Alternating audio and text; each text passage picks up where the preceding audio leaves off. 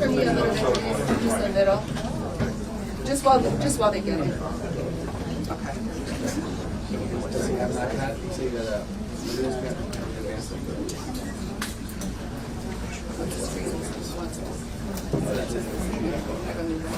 Are you good? Yes. Nah, but it's okay. I know we all. I'll move back a little bit. Yeah. I don't call it.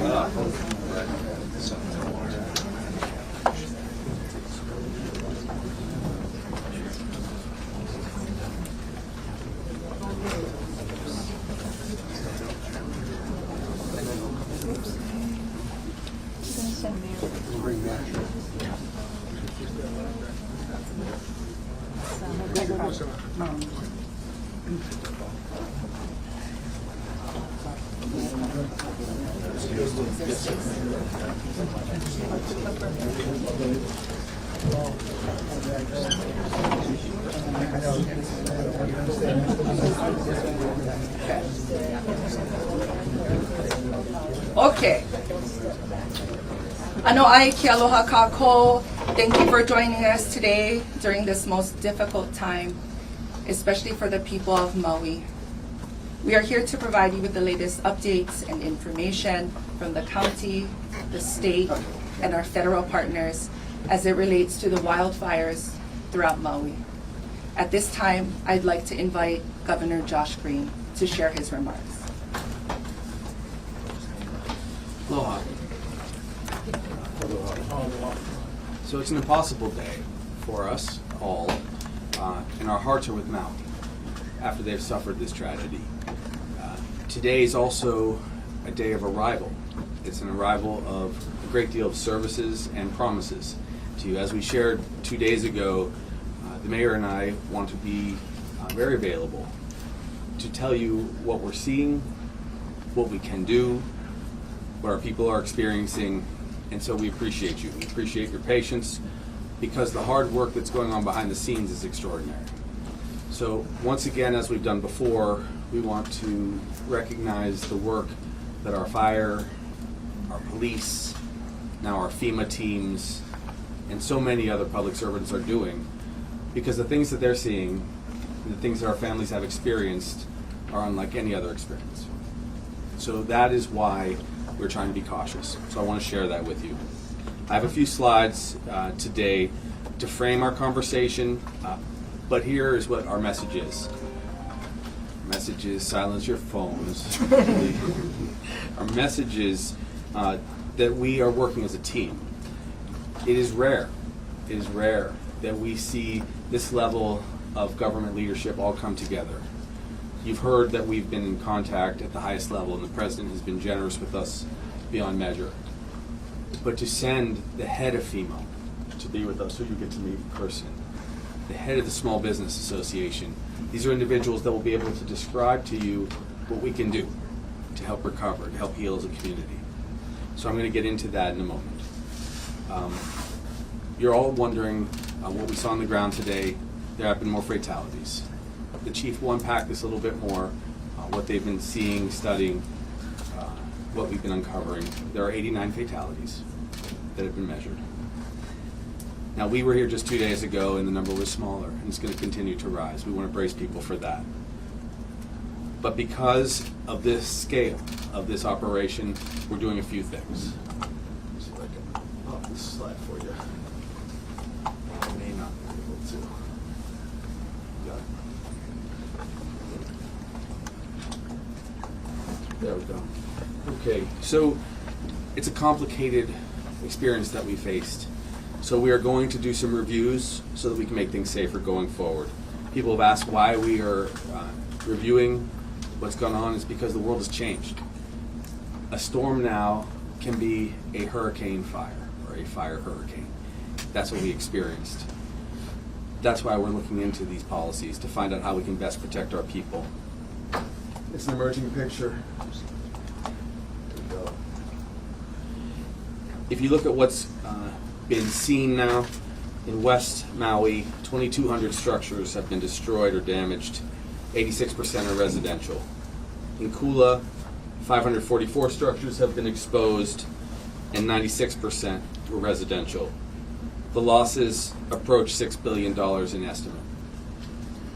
The extraordinary thing is to have this leadership from DC that can begin to look at how we can rebuild, but also how we can get resources to our people who have lost almost everything. Now, the maps show one snapshot of what has happened here. I'm going to give you this. But these are the human realities. Last night, through the extraordinary work of the mayor, his team, 1,418 people received shelter. But that's also in the backdrop of the loss of life. We're grateful that people have survived. If you go to the shelters, and you should go to the shelters and talk to people, We can't. We're not allowed in. on the outside, Sorry, you can. stand by. Thank you. This is not the Q&A portion. Mahalo. You'll be able to see their faces as they come out. And we as a community can support them. We can donate to them. We ask for a lot of understanding about travel into the zone where the fire occurred. And the reason for that is the health consequences. We have to go with caution. There are heavy metals there. There are toxic states where the houses have come down and the businesses have come down. The recommendations are to avoid those structures because they can still fall on people. And we've lost too much life already. There are propane tanks there. There's really a lot of hazard. Now, what have we been doing? We've been distributing food in great amounts. For those who have seen, those are the kind of the pictures where thousands and thousands of pounds of water and food have come. Ritz-Carlton and the Lahaina Gateway have been distributing provisions. The mayor was able to get provisions across the area, and we did open up for those carriers and those trucks to make sure that people could get their services. Also, we have one of our heroes, Chad Buck, who's been organizing and working tirelessly to distribute so much provision. And much of that's also coming from around the state and, frankly, around the country. Thousands and thousands of pounds of food have been donated and are coming and are basically en route. Now, we should talk to you a little about energy. Maui Electric will give us lots more updates, but we've had 1 out of 3 transmission lines restored, meaning 3,700 customers got their energy back. One of the challenges, I should share this with you. One of the challenges is that as much as we would like to get people into hotel rooms, and we're going to be talking about that here in a moment, we have some good news about that, we still have to make sure they have power there, because we don't want to move people from a place where they do have power, they do have working bathrooms, to a place that they don't. So that's coming online very quickly. The scope of the transfer was extraordinary. Almost 15,000 passengers per day were flown out. It makes our recovery work quite a lot easier. And that's why people have left most of that region. We still have people staying at the airport. People are making decisions as to when they feel they're ready to go. A lot of people are stunned. They're traumatized. And they're traumatized by what they see our people going through. Now, Mayor Bisson is spearheading this effort in Maui, and we commend him because the workload is extraordinary. For that reason, we're bringing some support. So when you look at the support that we can offer, there it is. He coordinates this effort, but we have additional military support that has arrived. 50 National Guardmen have arrived today. You'll see many more coming in the days ahead. And that's important because when we have those actual National Guard individuals in service and also some active duty military, and we're going to meet these gentlemen today, it makes it more possible for us to protect certain areas so people can do their work at ground zero, but then also open up the road, make it easier for all of us to travel to the places that we're familiar with. That's a big part of this operation. You're also going to meet the director of FEMA. And they already have 150 people on the ground. 90 assisting in search and rescue. I will leave it to the leadership there. Deanne is an extraordinary individual, and it's amazing to see her in that top post and the experiences she's had across many tragedies, including the COVID tragedy in New York, makes her supremely positioned to help us here. You're going to meet our commanders, and they, in turn, will run a task force, but they can do so much to bring this community into a safer place. Now, DAGS is working for state federal space. We're negotiating for additional facilities. But I think what people are most interested in is housing, how we're going to house our people. So we've put together a temporary housing task force which will work with our federal partners. We've already secured 1,000 rooms. 500 rooms will go to families that have been displaced because of the terrible fire. Another 500 rooms to go to support initially. Then coming after that, in the days that follow, we'll have long-term rentals. Those are the short-term rentals turned long-term now. All of that's going to be covered. It's going to be covered by the state. Some of it's going to be given charitably. And then finally, FEMA will cover a great deal of the cost. Now these are detailed, complicated questions, so they're going to be here on the ground to explain it to our people and to explain it to us. But this will get us into a housing post. What we'd like to do is get people in as early as now. But without power, without stable power, once again, it will be likely tomorrow or Monday when we see the largest number of people get into housing. I can assure you it's going to be a great relief for the incredible volunteers that are in the field. A couple more questions that people have had. What do we do long term? How do we do this? We give people vouchers, we get them into their housing. But what we also have to do is we have to find resources for them. And in order to do that, you're going to see state funds, federal funds, in the billions of dollars over time. But we also want to make that resource available immediately. And so FEMA will be describing that to you. If people want to donate, once again, please go to the many websites. One of them is the Hawaii Community Foundation. It's Maui Strong. You'll see that there. Tens of millions of dollars are coming in. And that's going to be distributed to our people. So thank you. Thank you for that. I'll just close with this. This is the largest natural disaster we've ever experienced. It's going to also be a natural disaster that's going to take an incredible amount of time to recover from. So in the next few days, as we characterize how many people we've lost and how many people are coming into our community, please understand that we come at this like an ohana, because it's going to be, in the short term, heartbreaking. In the long term, people are going to need mental health care services. In the very long term, we'll rebuild together. That's why we brought this team together, and we appreciate your patience. We will continue to do these conversations so that the world knows what Maui is going through. Aloha.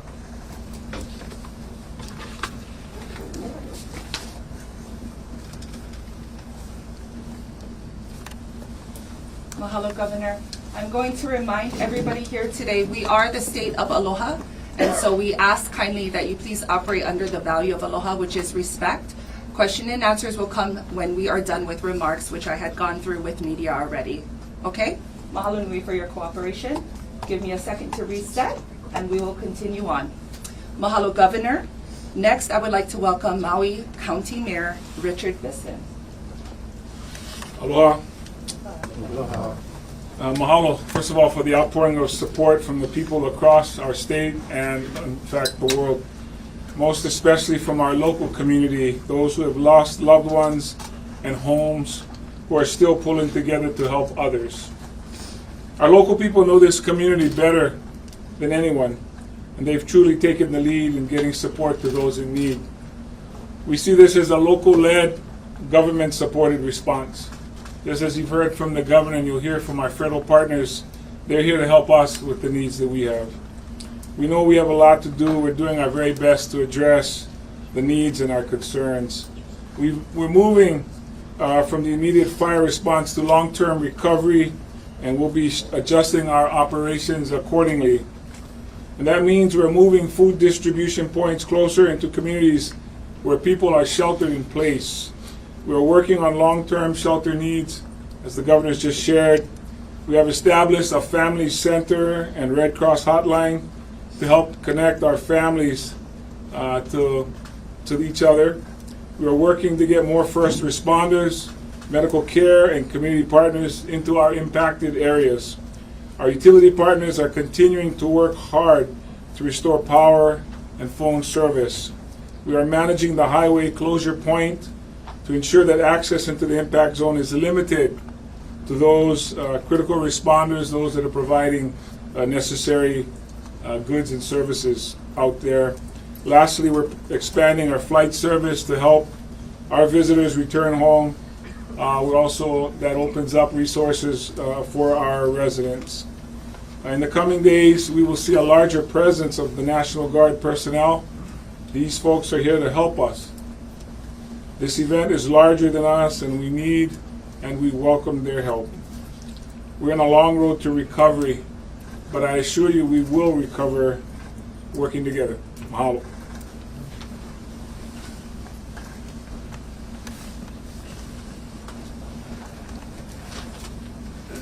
Mahalo, Mayor Richard Bisson. At this time, we'd like to welcome Deanne Criswell, Federal Emergency Management Agency Administrator. Administrator Criswell. Thank you. Aloha. On behalf of President Biden, I just wanted to start by expressing how deeply impacted we know this community is, and that our prayers are with everybody that has been impacted by this truly, truly tragic event. And I had the opportunity today to spend the day with Governor Green and see firsthand really what this devastation is. And you know, as I was watching this over the news over the last few days, and you can see how tragic it is, it really doesn't put it, you know, into a full picture until you're on the ground and you see just the level of devastation that this community has experienced. And so I had the opportunity today to talk with both the governor and Mayor Bisson about what their needs were. And this is really why I came. I needed to be able to see firsthand what the challenges are going to be, talk to the governor, talk to the mayor, to hear what their concerns are and what resources they are going to need as we go forward. But then I also wanted to talk to the people that have been impacted. And so I had an opportunity to go to the War Memorial Shelter and talk to those families who have been staying there. And I heard their stories. I heard their harrowing stories of escape, evacuating, then evacuating again, a car that was caught on fire, then they got into somebody else's car. Yet what I always find, even during these incredibly tragic times, is this resilience of a community to come together and support each other. And that's what I saw at the shelter today. Even amidst all this tragedy, there were neighbors helping neighbors. And it's this human spirit coming together that always gives me hope that we are going to be able to rebuild and make sure that these communities that have been impacted will become even better in the future.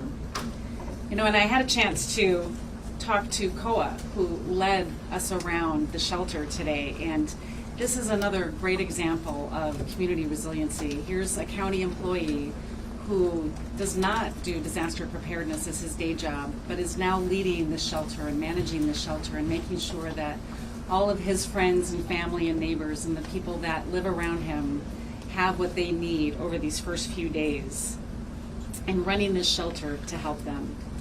Again, this is the kind of resiliency that we see in these communities. And so we are going to be here every step of the way to help this community recover. We already, as you heard, already have 150 people on the ground. There will be more coming. We have more search and rescue teams with more dogs that are going to be here over the next day or two. But we can't do this alone. We also bring in all of our federal partners, and the presidential disaster declaration that President Biden signed gives us the ability at FEMA to bring in all of our federal partners. And what you'll see here today is we already have support from the Small Business Administration, the Army Corps of Engineers, our U.S. Fire Administrator, the Department of Defense, the Coast Guard, HHS, many more. And we will continue to bring in all of our federal partners as we better understand what's going to be needed to go through this recovery process. For those of you who have not registered yet for FEMA assistance, I strongly encourage you to do so. Contact your insurance company, and then you can go to disasterassistance.gov, or you can call 1-800-621-FEMA. You can find us at the shelters, and we will have people in FEMA shirts that will be walking around helping you register. Or if you have registered and you still have questions, just ask. We know that this is a trying time, and we are going to have people on the ground that you can talk to face to help you through this process. I know that this is a very troubling time, and there are still many unknowns for people that are out there. But what I would ask is that you don't give in to despair, because we need you. Maui needs you. Hawaii needs you. Your neighbors, they need you. And I believe that every day is going to get a little bit better. And Governor and Mayor, you have my commitment that FEMA and the rest of the federal family will be with you each and every day as you go through this. Thank you.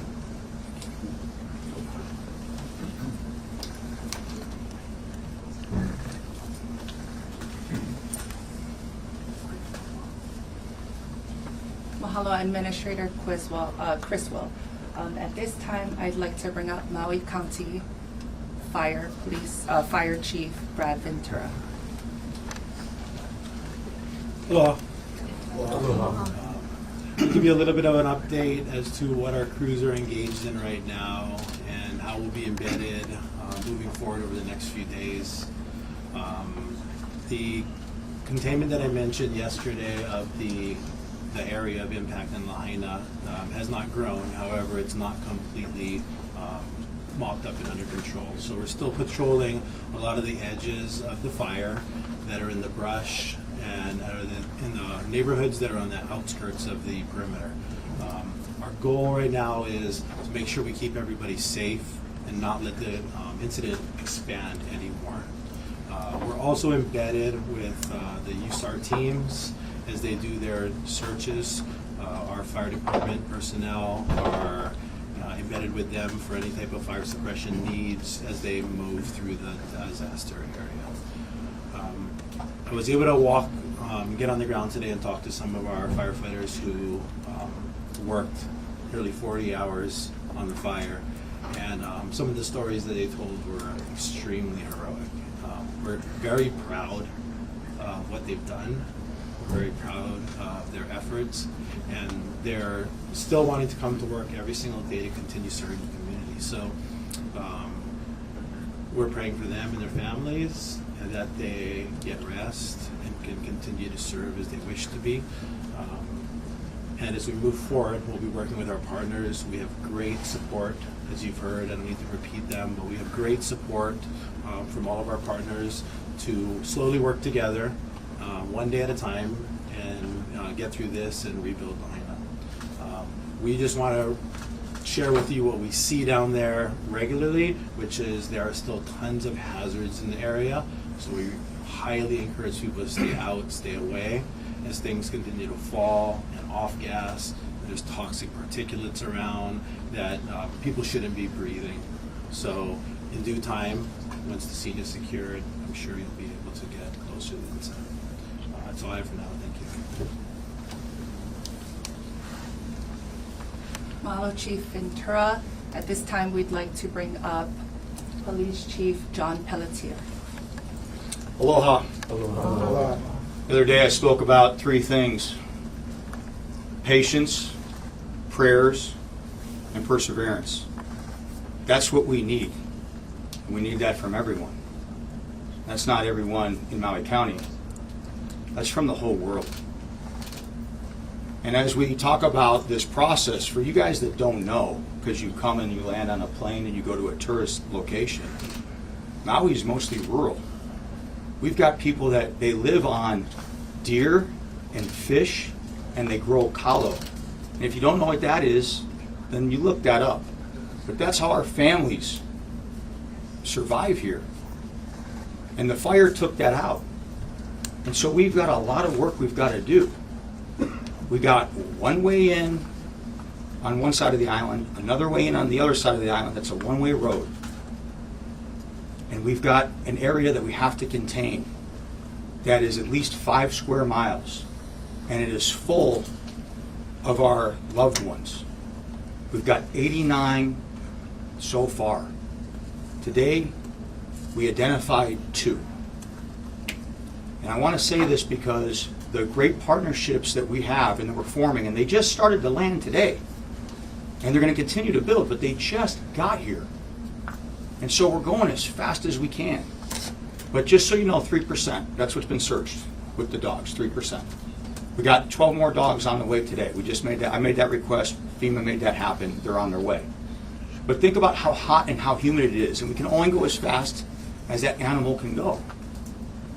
So we're bringing in more, and we're going to go fast, but we're only going to go as fast as we can go.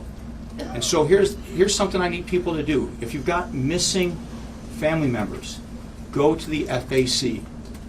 We need you to do the DNA test. We need to identify your loved ones.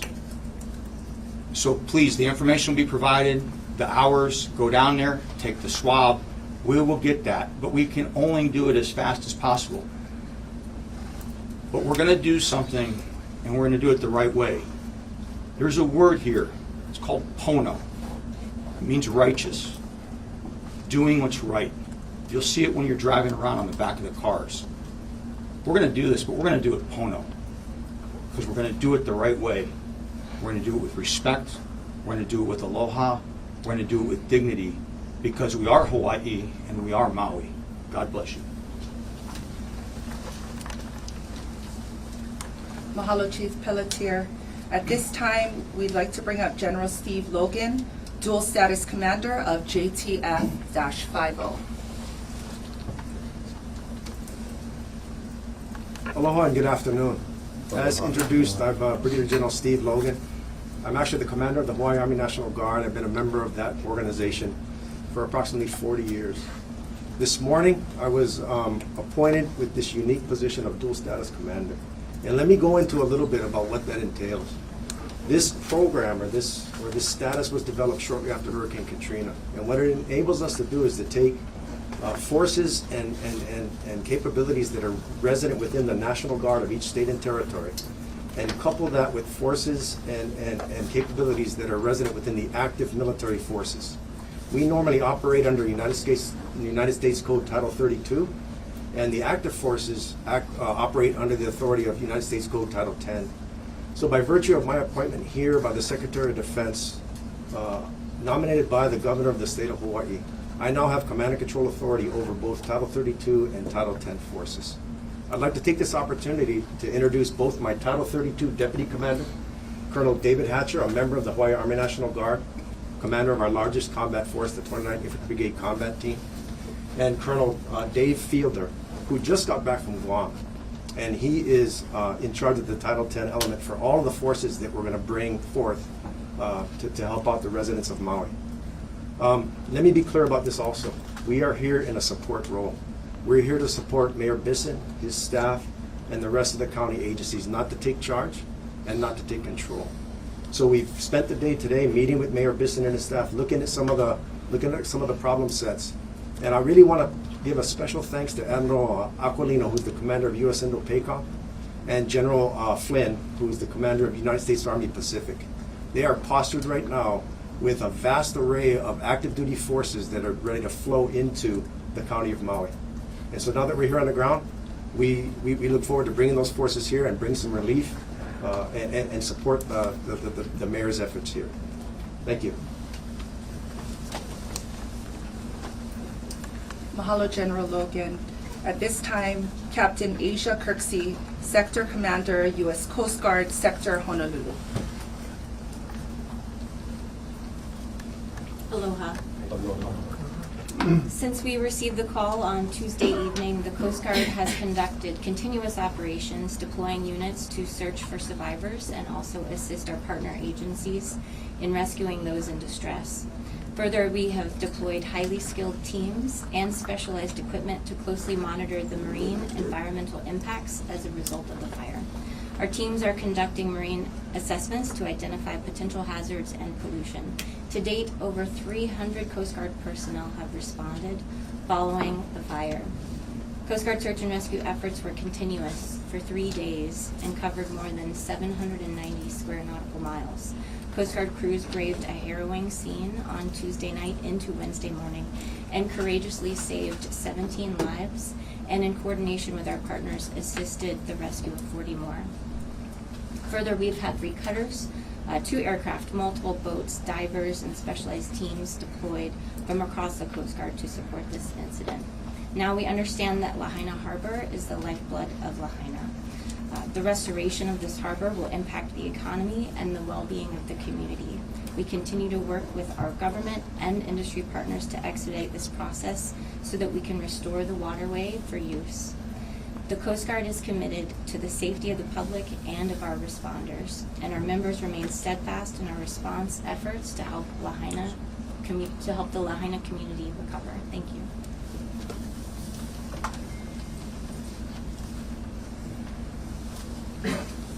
Mahalo, Captain Kirksey.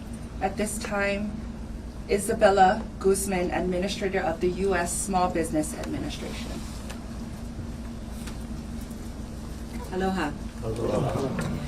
Well, President Biden had delivered the message that he was going to send more than just prayers, that it was also going to be about the assets, the resources of the federal government to fully deploy what Hawaii needs, not only in this response mode where I follow my prestigious federal partners here, but also in the long term with recovery. And that's where the Small Business Administration steps in. We provide not only support to small businesses, as our agency name would suggest, but also to the communities they serve. Their employees, their customers, the entire community, with support from the SBA through financial assistance, affordable loans, low-cost loans to help our renters, our homeowners, our nonprofits, and our businesses that really define Maui. This county is rich in heritage and culture, and so often our front streets, our main streets, our small businesses define that. We want to make sure that that road to recovery is full of the federal resources to respond, to make sure that we ease their decisions into the future, whether that's financial readiness or navigating how to be strategic about your business's relaunch with the small businesses, mentors, and resource partners on the ground, of which we have many here in Maui directly. So I'm very pleased to have come early in this process for the SBA at Senator Hirono's invitation early on, just to make sure that we represent the President's intention that we will be fully deployed, be here for the long run to help ensure that Maui can recover. Thank you so much.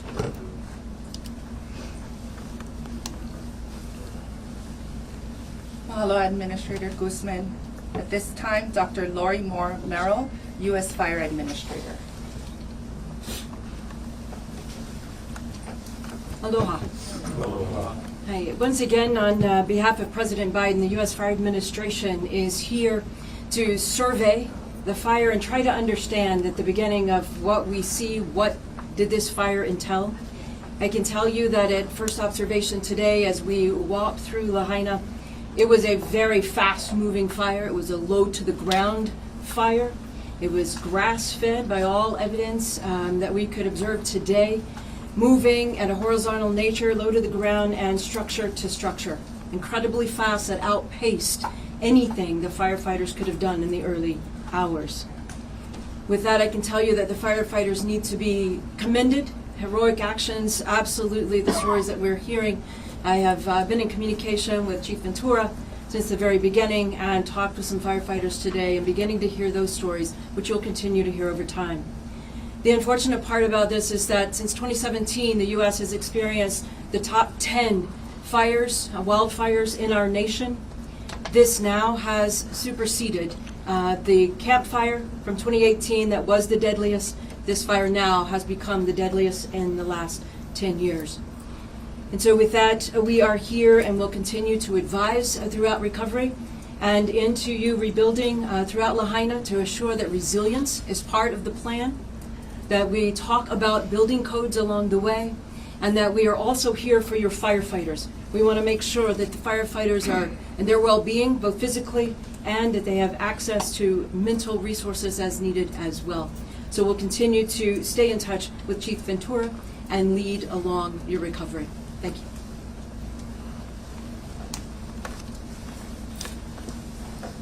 you. Mahalo, Dr. Moore Merrill. At this time, U.S. Senator Mazie Hirono. Aloha, everybody. Aloha. We are here during a time of grieving and loss. And as you see the number of fatalities continuing to rise, you know that this is a sad time for all of us, but at the same time, we are here to do what we need to do for the recovery.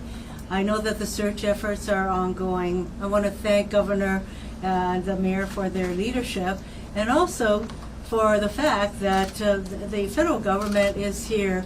And I spoke directly with the President and with Secretary Austin yesterday. They pledged their full support, and in fact, Secretary Austin authorized the creation of the Joint Task Force, which is being led by General Logan. I am here with what we refer to as the federal family of agencies. That would be the Department of Defense, also, of course, FEMA, the USDA, the Army Corps of Engineers, the Department of Energy. We are all here, SBA, everyone, because we know that the recovery efforts will take time and resources. You are all here today to cover the story, but as we recover, I hope that you will continue to tell the story of the resiliency of this community and how we are going to recover, because the continuity of effort and support from all of us is going to be very critical. Mahalo nui loa. Mahalo, Senator Hirono. Finally, U.S. Representative Jill Tukuda. Aloha, everyone. You know, I walked through the town today for the first time, and I went to the same place I go every time I go to Lahaina, which is the public library, and it is gone. But I will tell you what gave me infinite hope is that the sign, the wooden sign in front of the library is there, almost untouched. This is an absolute tragedy we're dealing with as a family here in Hawaii, and people feel it across this country and across this world. And while you hear us all here asking for aloha and patience, please know this too, that we feel the urgency. As we walk through those streets, as we talk to people, we feel that same struggle, that same anxiety, and that same desire to do absolutely everything that we can and in our power to make sure our loved ones, our families are taken care of. Because as a ohana here in Hawaii, as a federal ohana, we are going to bring all our resources to bear to make sure that we are not just there for our people today, and in the weeks and the months to come, we are talking about generations to come, years to come, that we will be standing together shoulder by shoulder like this, making sure our people are okay, and that we can rebuild that community, support them with the love and support that they need right now. So mahalo to all of our frontliners, all of the members of the public that have stood up just to do something to be a part of this, because we're going to need your help, not just today, but we're going to need your help for years and years to come. So thank you for being with us. And we're right there with you with the urgency that we all feel to make sure our people and our families are taken care of. Mahalo, Representative Takuda. Okay, now I would like to open the floor to questions from the media. I'd like to remind everyone that we welcome all questions, but we kindly ask that you ask them with kindness and aloha. Please raise your hand and await my acknowledgement, at which time you'll be asked to state your name and your news organization before proceeding with asking your question. And in the spirit of allowing everyone in attendance the time to ask a question, hopefully, we kindly ask your kokua in raising one question per media outlet, not per person in attendance. Mahalo nui. Hands up. I'm going to go here. Helena Humphrey, BBC News. Governor, we know that residents of Lahaina were starting to go back yesterday. In that presentation, we've been learning about the potential for the release of toxic chemicals. Why were they allowed to go back? Well, actually, thank you for the question. The question, if you couldn't hear, was why were people allowed to go back toward the community? Really, the intent was to let people traverse that main road to go back and make a quick assessment. We didn't want people to go into ground zero, honestly. And so, though it is a total destruction, there is some need for people to get closure on the experience. I've been there twice. It is changing slightly. It felt much more difficult to breathe 2 days ago than today. Much of the fire that we saw has begun to really settle down. I'm not an expert, but you can see that the ground is settling. We need people to begin to get closure on their experience, but as the Chief of Police said very eloquently, we need to do it safely. And that's why we're going to, just in a staggered way, as we get control of the area so that people don't go down where the fire was worst, we can open up the road. I would tell you this, the devastation is so complete that you see metals twisted in ways that you can't imagine, and you see nothing from organic structures left whatsoever. So for those who want to see it, they probably will have seen everything that can be seen through the lenses of the media today. And if I wanted to make one more comment after all of these very devoted public servants spoke, we're just 4 days in, and I want to just express my astonishment at how quickly people came together to have directors of departments and military entities here thousands of miles away from the mainland here in just our 4th day is extraordinary. And so I'm appreciative that they're spending so much attention and regard for our state that we all love across the globe. Thank you. Tom Yamas, NBC News. Governor, is the call up to you? Is it your decision on when to let the residents of Lahaina in? And building off that last question, what is the plan? What's the plan to let them in? Is there a date you can set just so people aren't waiting 15 hours in line? Sure. Let me be clear. The ultimate decision we are leaving to the mayor. We believe that local government should make these key decisions. Also, we have, at the mayor's request and our team's request, brought in a lot of our military support so that we can support and keep these areas safe. In fact, for many, in fact most, it has tended to be a very calming experience to have additional support when other crises can arise. And that has been my experience with the National Guard when we've gone through tsunamis, earthquakes, and volcanic eruptions. But this event was much more catastrophic than any of those. This is more of a subjective decision than an objective one. So it's not a time element that we're going to give you. When it's safe is up to the experts who are measuring safety. As Gov was talking about why we're letting people in, we're not letting anybody into the impacted zone.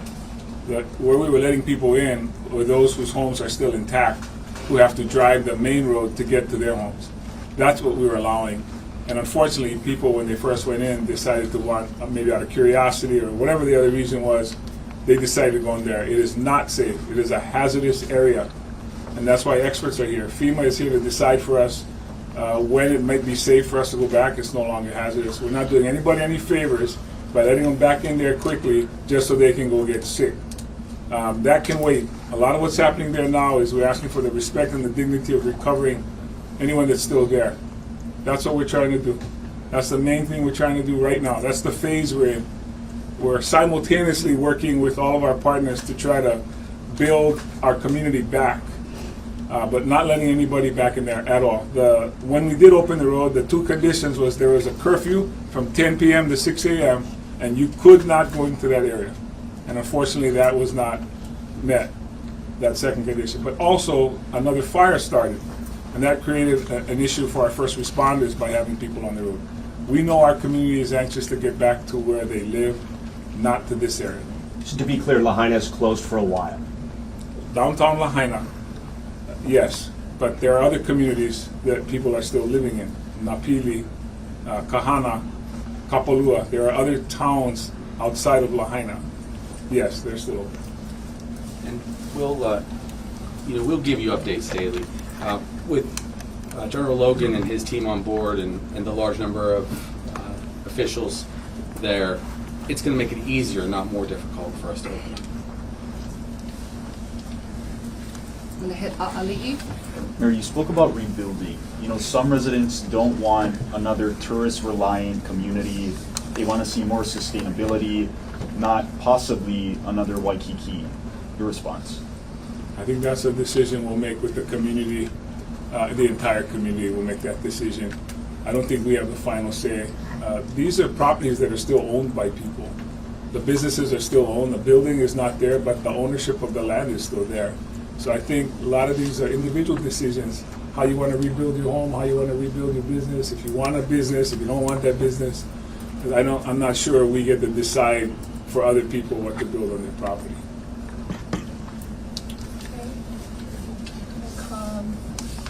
Right back there. Jonathan Vigliotti with CBS News. Mayor, can I speak with you one more time? Yes, sir. We know from speaking with so many survivors, there were no evacuation orders. I know an investigation would yield you answers as to why that happened. You talked about more wildfires, though, popping up around here. Is the rest of the island safe, considering what happened? Yeah, I don't think I used the word wildfire, but there were other fires that were smaller that came up. There's a lot of energy you can spend on this tragedy right now. I think that time should be spent on recovery and rebuilding. The investigation will be up to the Attorney General. But are the other communities safe in the meantime? Yes. Yes. Evacuation orders will work. I just said yes. I'm going to add a little bit. So the largest force at play in that night were 80-mile-per-hour winds. And the winds were, if I can be specific, up to 60 miles per hour, but then gusting to 81 miles per hour. That created an incredibly intense and dangerous circumstance. And so fortunately now, those storms have passed. We're mindful of that. We're doing all that we can to prepare more in the future, of course. And we know that resources will be brought to bear, always. But having seen that storm, we have doubts that much could have been done with a fiery, fast-moving fire like that. Go back there. Bill Weir, CNN. Chief, did you say of the 80... Which chief? Police chief. You said of the 89 souls lost, only 2 have been identified, or that's of the recent... So of the 89, so realize this, we when we find these, you know, our family and our friends, the remains we're finding is through a fire that melted metal. We have to do rapid DNA to identify them. Every one of these 89 are John and Jane Does.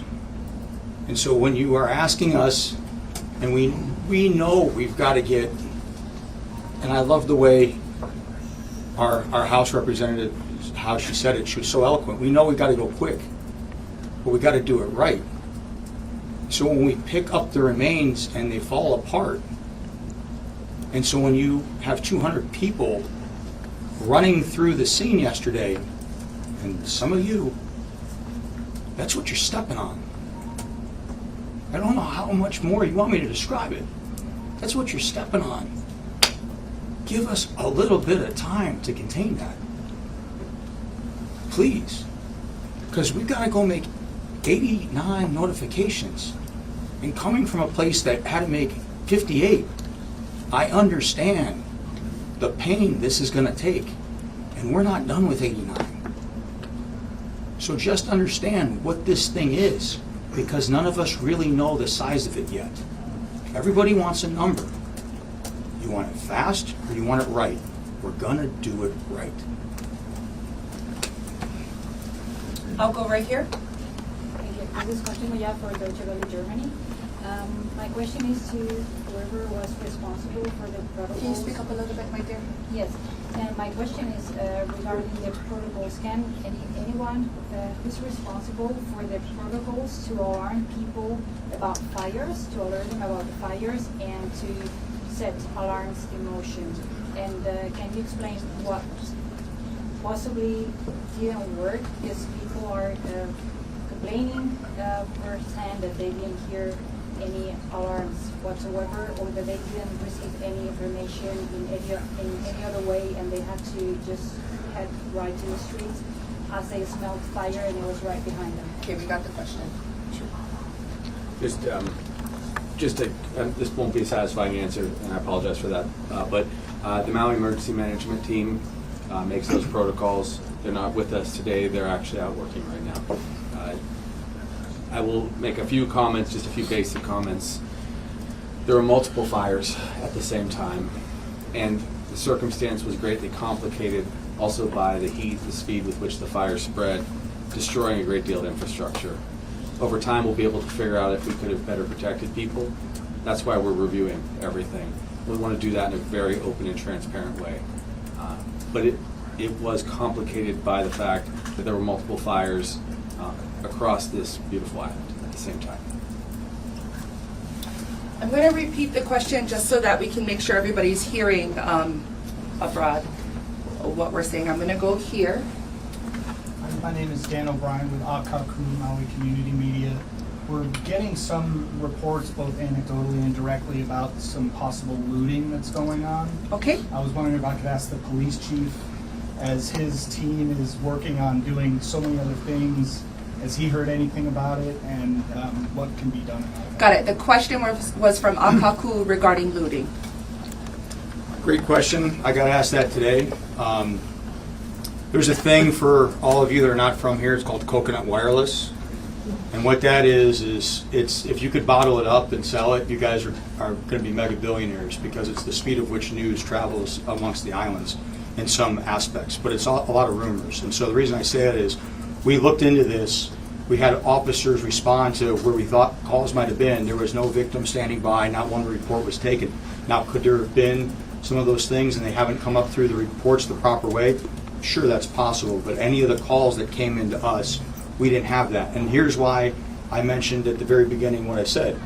Patience, prayers, and perseverance. We need patience. We're going to get the resources as fast as we can. This is a united team. One team, one fight. One fight for Maui. We're going to get it.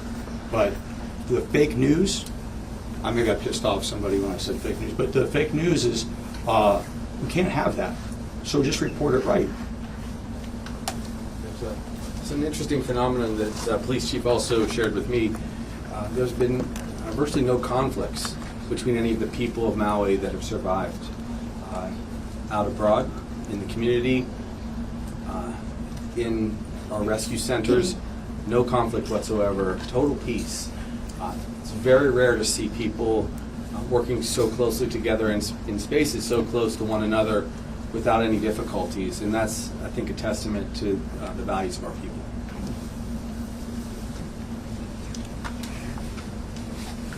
All the way back there. Yes. Sorry, right. Yes. Yes. No, back. Not with the hat.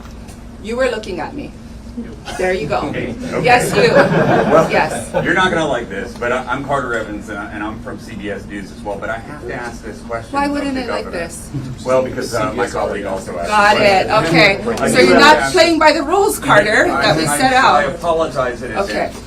But I want to ask Carter, hold on. But seriously, Carter, I got to make sure that I do get. I'm not trying to block your question. I just want to make sure that everybody else, if you didn't get to ask a question yet, can you please raise your hand?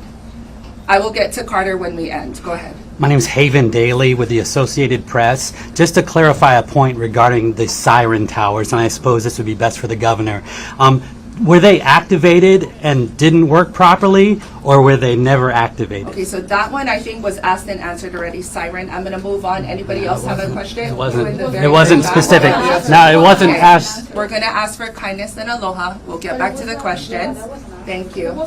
Go in the back. Yeah, my name is Scott Withers from Scripps News for the police chief. Sir, you had mentioned that only 3% of the search has been completed. Are those houses, are those large buildings like nursing homes, apartment complexes, or cars? What is that 3%? Okay, so the question is around the 3% that has been searched and describing the area. So I'm not going to lie. I don't know the exact 3%. But I do know that it was the 3% was what I was given today when I spoke on the search team. Just trying to understand if it's smaller houses or like, we're hearing that nursing homes may have not been evacuated, apartment complexes. So the mayor had spoke the other day, and he mentioned what is a structure, what is a building. If you got a resident that has 25 units, and so I got that information prior to coming in here. It's very fluid. It's the first time today that we were able to run the dogs. Is the first time. And so we said if something ever happened here, we're 72 hours away from help ever coming. And I think we proved that that's probably pretty accurate.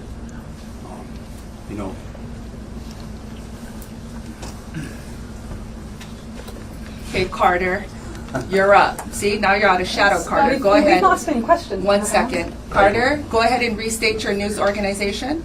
I'm Carter Evans with CBS. Okay. And I want to ask the governor, and I suspect she wants to ask the same question as well. Right here? Yes. Are you guys together? There are studies showing that exactly this type of fire could have happened in Lahaina, caused by a hurricane.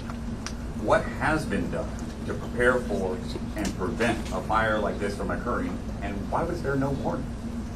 So the question is, what has been done to prepare for a fire like this? Research has showed that this occurrence could likely happen. Fair? Okay. Yes. So we've been experiencing wildfires for decades here. We've all actually been through wildfires. This is the first time we've ever experienced a wildfire in the context of these dry conditions, global warming, and with a hurricane that's just passing us. We're also seeing, of course, hurricanes cause damage across the globe. The consequence of global warming and storm change is changing things. But we've never had anything like this near a city. We do all that we can to fund our departments, the city and state level. One of the basic problems we have is water management in our county. And I don't mean just Maui County, but across the state. We have a great deal of difficulty having adequate water near structures and keeping land moist. It's extremely difficult in these days. That's one of the main reasons that we saw this fire. And so the things that we're working on, and we work on steadily at all times, is how we're actually going to manage our land. It's a very complicated balance between having enough housing for our people, having enough safe spaces, having open spaces. We've also had a major transition as far as agriculture goes. All of these factors contribute to risk, but it's never happened before. We do have a well-prepared fire team across the state. Whether or not we can do better will be determined. There's no question this catastrophe is going to change the way everyone looks at fire across the globe. Mahina, this individual? Who was raising their hand back here? All the way back. Okay, go ahead. Hi, William Lajeunesse, Fox News. Many of these homes, we believe, have been handed down from one generation to the next. Do we have any idea what percentage might not have carried insurance and how that might compare to somewhere like California? So the question is around how many homes May not have carried at all. insurance. Okay, that's a tough question. We can tell you that a great percentage of the structures have been residential. Okay, that's one thing. And two, we want to tell you also those who do have insurance are going to get relief quickly. We'll have from our departments, from our administration, the insurance commissioner on site with his teams, it looks like Tuesday. We're also working and going to be reaching out to other states that have experienced similar difficulties like Colorado. And we thank Governor Polis for giving us advice on this matter. One of the challenges we have in rural communities, and not just on Maui, but also on Big Island, a lot of people build unpermitted smaller structures on their properties that aren't insured ever because they haven't gone through the permitting process. There's a lot of multi-generational families that live in our rural areas because there's a significant amount of poverty in rural communities in Hawaii. That makes it very difficult. The benefits that we can give people mostly come through insurance and then through FEMA. Those who don't have any other benefits, the state does intend to be extremely generous, and that means for all people that have been part of our ohana. Individuals that come, that are considered COFA, individuals that have been working in our farms and in our communities. Hawaii is going to be a state that takes care of all of its people. And so we will find ways to shelter individuals. As you know, homelessness and housing is one of our top priorities right now. All right, I'm going to come down here. I fear that I may not get to everybody, so I apologize. I'm going to come down here. Thank you for taking my question. Mitch Smith with the New York Times. To what extent is the current relief on West Maui relying on kind of volunteers and ad hoc donations as opposed to government aid? And to the Chief's point about it kind of taking 72 hours for help to really arrive, how might that shift in the coming days here? Okay, so the first question, which I'm going to proceed with, is the volunteers versus federal aid. Is that accurate? Government aid. Broadly. Government aid. Okay. Can we start there? Sure. Thank you. So we're going to ask our FEMA experts to talk about government aid first. First thing I want to say is that we here at FEMA, we have an office in Honolulu, on Oahu, and so we have teams that are embedded here all the time because we do know and recognize the time and distance challenges of getting resources here. We also have a distribution center here that has commodities, and since 2018, we have had an increase in the number of commodities, 5 times the number of commodities, so we can have them on hand on the island, able to distribute around impacted areas for the different events that happen. We happen to have our regional administrator that was here on the island before this happened, and so we were able to quickly integrate in with the state emergency management staff to begin understanding what the needs were going to be and start moving resources. We will continue to bring in resources with our other federal partners. One of our primary partners is the Department of Defense, and they also have a large presence here, and we're able to help immediately after this happened, as well as the Coast Guard. who has a large presence, as you heard from the captain report earlier. And so the federal family has a footprint here on the islands, so they can come in and respond quickly, start those life-saving efforts, which are the most important. As we go into the life-sustaining piece of this, that's when we start to surge that up and bring in additional capability, and we have continued to do that over the last several days. I want to add a little bit to that on the local response. What I think you're referring to is just the love and the outpouring of help that we've gotten. We have had so much response from our own local community and those around the state. So whether they acted quicker than government could have acted, I'm not sure, but I can tell you that it's been overwhelming. I think it's more been a combination of both that have happened. Government probably does move slower than a private citizen who runs to the store, buys something, and drops it off.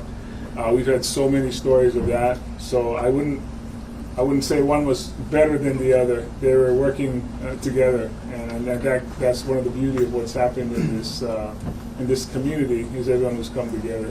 From Molokai, Lanai, using boats, getting people over here, trying to figure out ways around the closure of the roads. So there's a lot more to this than maybe has been explained to you. So that's what's happening. Until McConnell comes back up. So response is pretty quick this time.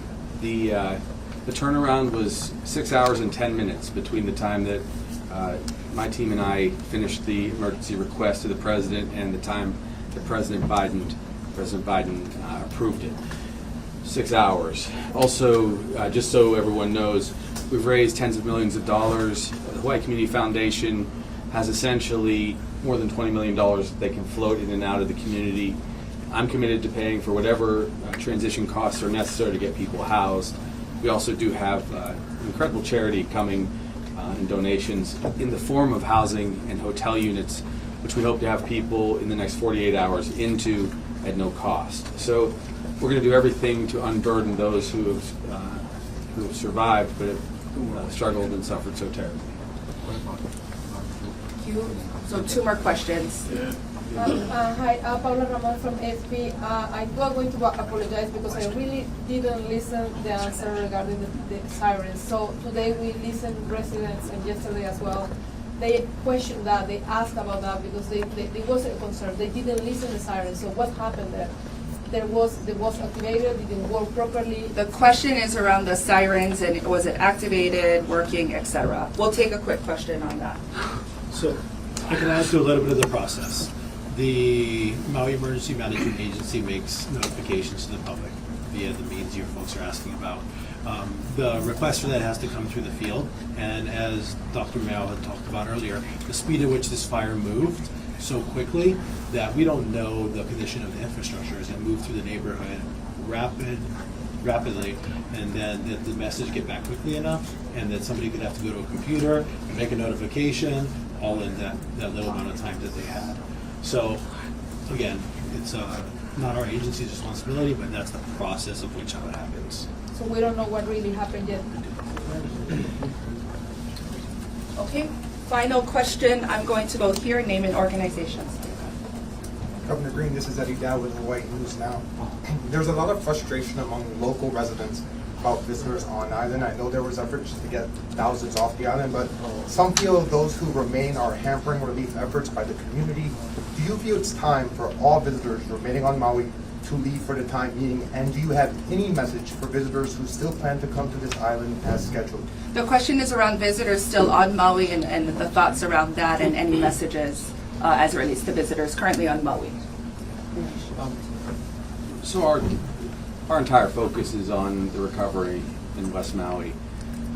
I've never seen an operation activated in this large a fashion to any of the disasters that we've ever had. The scope and scale of military and FEMA honestly is astounding. A lot of visitors are leaving kind of in a regular cadence. We also had to, of course, have enough airplane seats to get people evacuated. I, at this point, don't think that visitors are impairing anything that we're doing. They're not blocking roads. We do have frustrations about the few visitors who decided they wanted to come and see a site which we find to be toxic to us as our people have suffered. But that's very few people. There are two considerations at least. One is the safety of all of our first responders as they deal with really difficult conditions because of the nature of this disaster, high temperature fire. The other consideration is all of our people will need to survive, and we can't afford to have no jobs or no future for our children. We wrestled with this during COVID and did a very good job, better than other states, but we did have to balance the fact that when you restrict any travel to a region, you really devastate its own local residents in many ways, more than anyone else. So one of the things that we intend to do is we intend to put our residents into hotels so that the hotels themselves can stay open. The state will pay for those costs. The federal government will pay for those costs. Those individuals will very likely be workers at those hotels. It will make it easier for them to focus on the recovery. But we don't want other businesses after this devastation to leave and also leave other parts of Maui devastated. That wouldn't be okay. I will say that it's going to be a very long time before tourism returns, of course, to anywhere near the levels it was in West Maui. It's all hands on deck, and I don't just mean our state and our federal government. It means all the people across the globe. As this is the last question, I'll just say this. As a second to last comment, just really want to say thank you to all of you who have been patient with us and who are covering this so that the people across the world can see this place that they love, how it's struggling and suffering right now, and how if you value Hawaii, if you love the spirit of aloha, if you love our people as we know you do, not only be patient with the travel, but also support us in the future. Support us and believe in us when we welcome you back. That is important to us. And we've had support. On the first day we had 70,000 people send support to just one of the entities that was raising money for the survivors and the recovery. We've never seen anything like that, and that's an indication of how much people across the world value Hawaii. So we will rebuild Hawaii together here and with you, but it's going to take time. I wish I could leave it there, but I have to challenge the premise of your question. Again, that's another subjective question. Many of our residents make their living off of tourism, number one. Secondly, it's not the number of tourists that people are upset at. It's when people are disrespectful when they go to anywhere, not just Maui. Pick any other state, for those of you who live in states that have tourism. It's when it impacts people on the roads. It's when people are rude. It's when people don't show that respect that they've come to someone's home. They're visiting someone's home. This isn't Disneyland that's created for something. This is where people live and survive and work. So I don't think anybody has a problem with visitors. I think people have problems with rude visitors, just like you would anywhere, any of you, wherever you live. So I think that's the issue more, is whether somebody is not being respectful wherever they're going to. And part of that just showed itself the other day when people decided to go to this area the way they did. But I would say that South Maui is open. Kihei and Wailea is open. Maui is not closed. West Maui is under contamination in certain areas, and we're trying to protect people from going back there. I appreciate the question. Mr. Mayor, if Okay, visitors cannot thank you control very themselves, how can much. they? Thank you. Aloha, everyone. Mahalo for coming. This concludes the news conference. We appreciate you. Please be safe. Mahalo. And may you all keep Maui in your prayers. Mahalo. Be careful. Still up live.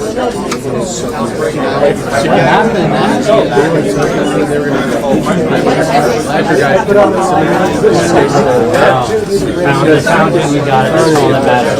So they're like sitting in the parking lot. Not okay.